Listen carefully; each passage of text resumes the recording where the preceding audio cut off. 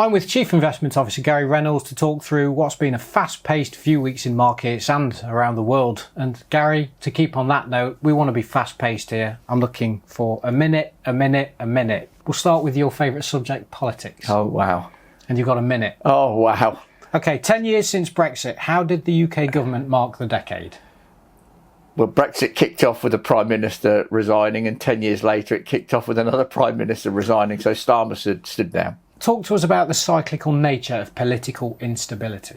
It is cyclical, and you've had 6 Prime Ministers in 10 years after Brexit, starting with Theresa May, who replaces Cameron because he resigns the day after Brexit. 6 in 10 years post-Brexit.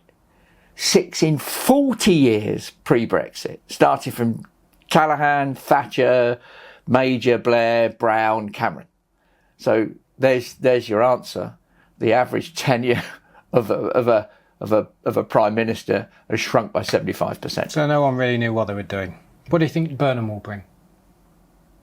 I'm not sure. It's any different? Well, yeah, I think actually Burnham's a more credible leader. I think he's more in touch with people. Starmer really struggled to communicate. I think Burnham will do that. I think since Starmer resigned, the pound dropped. So the markets don't like Burnham from a pound from reflecting the price of sterling. Well, this goes to my next question. Market response. The markets didn't respond too much with gilts, but the pound weakened. So that tells you something. Parts of the market were not happy. Parts of the market were less concerned. I think what's interesting is who's he going to put in number 10? We are assuming it's going to be Burnham, of course, but it looks like it is, bearing in mind that Streeting has thrown his weight behind Burnham's campaign to become PM. And sticking to market performance, Courtiers funds, how have they been doing? They've been doing really good. I don't want to jinx it, but I think if we get to the end of this quarter, which is at the end of June, with positives, it'll be 6 positive quarters for the multi-asset funds, and I think that's a record. But Jake and James will talk about that a bit more when you put them on camera. Stocks. SpaceX. Clients won't have heard much from us because we didn't hold stocks in it. We didn't buy into it. What are your views on that? I can't buy it. I mean, we are paid to make investments, not speculate. We're not speculating. We're not gamblers with people's money. Have you watched it since it floated? Well, yeah, it's gone up and come back down again. Bit like a rocket. Like Musk rockets, isn't it? It goes up, comes down. But all stocks do that. But you've got to get your head around the fact that this is a company that doesn't make any money. And it's trading not at multiples of its profits, it's trading at multiples of its turnover. So it's like opening a sweet shop, which turns over £10,000 and makes no money at all, and you're going to buy it for $1 million. It's almost as crazy as that. So is SpaceX our tulip moment when we get this market says, this is the craziest it can be?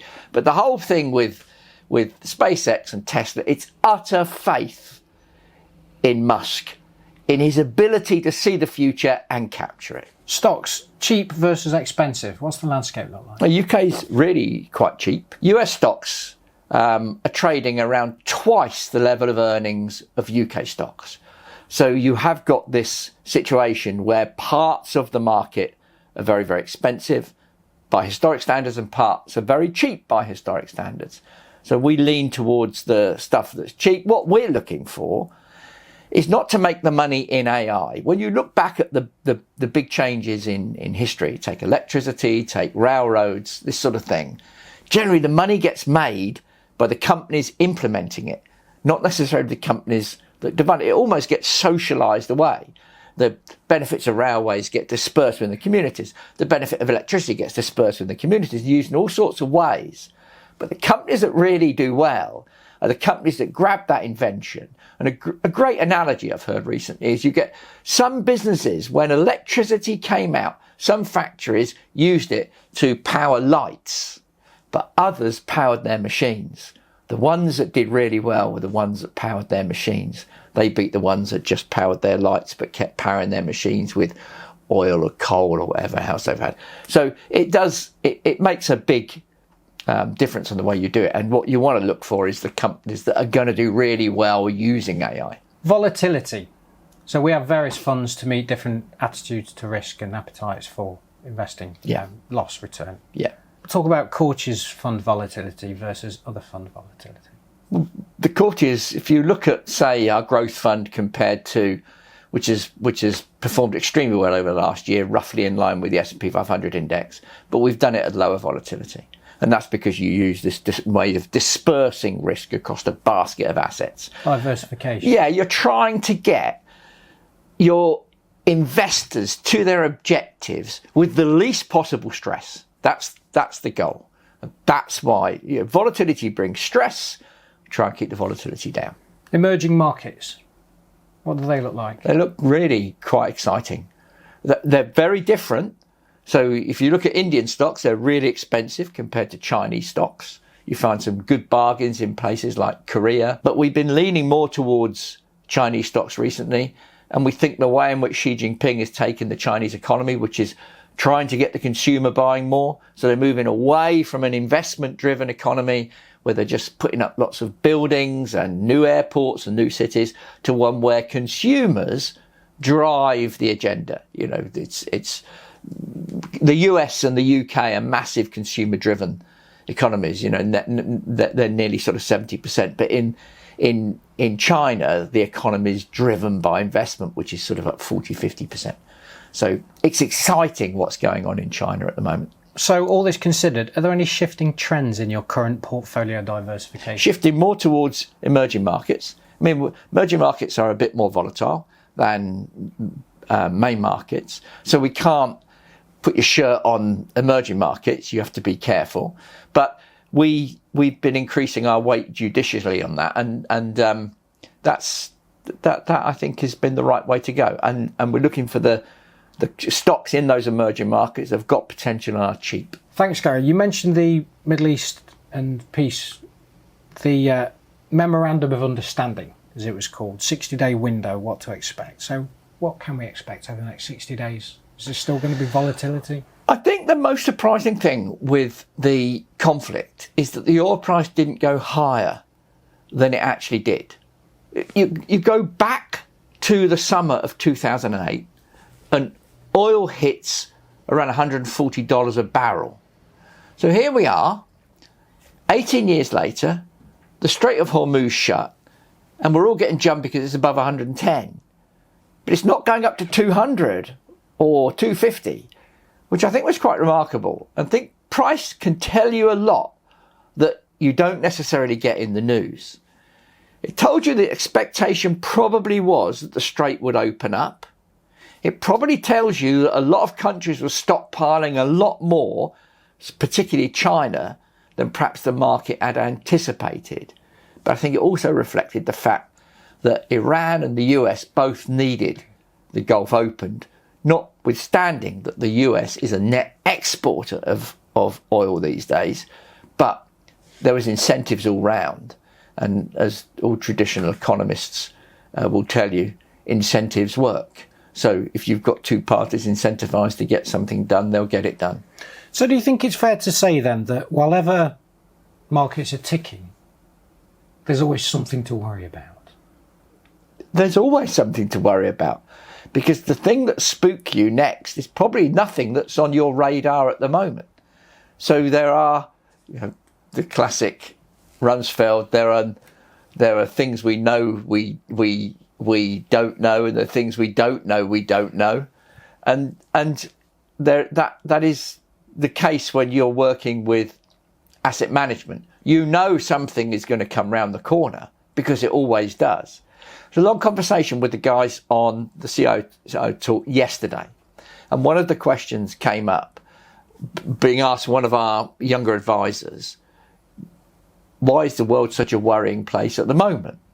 And I said, it's always been a worrying place. But when you're young, you think it's more worrying then. So you track back to the high inflation times of the 70s, oil price spiking, inflation in this country going above 20%, get to about 25, 26%, twice the level it was at the peak post the COVID reopening.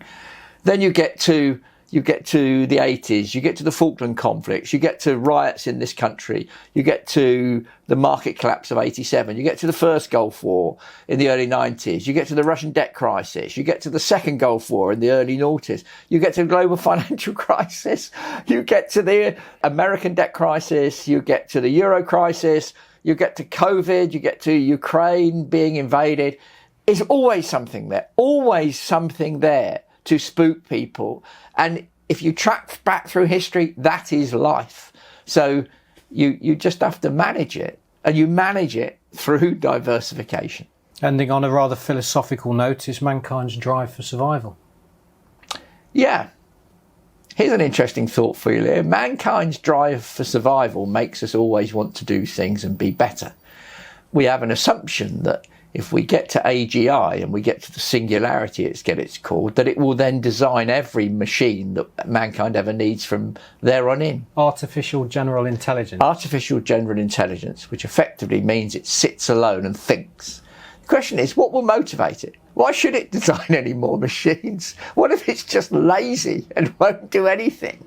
You know, there's a lot of assumptions being made, and we sort of anthropomorphize this AI because it talks to us, and it's, you know, if you have a conversation with it, it's like talking to a good friend. It's very respectful, it chats to you, and we kind of assume that this AGI being is going to have the same motivation that we have, but who's to say? Well, at the end of the day, its brain is everything that we've learned over years, decades. Yeah, like it's consolidated into a really quick search engine. Yeah.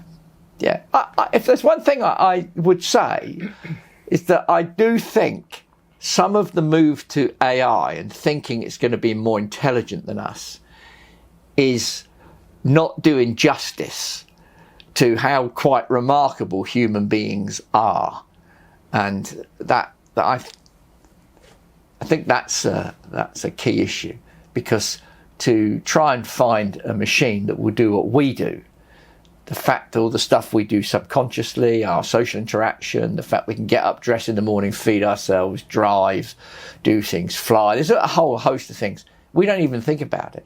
But it's tough to try and get machines to have that level of awareness. Food for thought. Gary, thanks for your insight into many things, what's going on with the funds. I look forward to talking to you and the team more about how things develop there. If you do have any questions for your advisor, or if you'd like us to put anything to the investment team, please do contact your advisor or contact us through the website.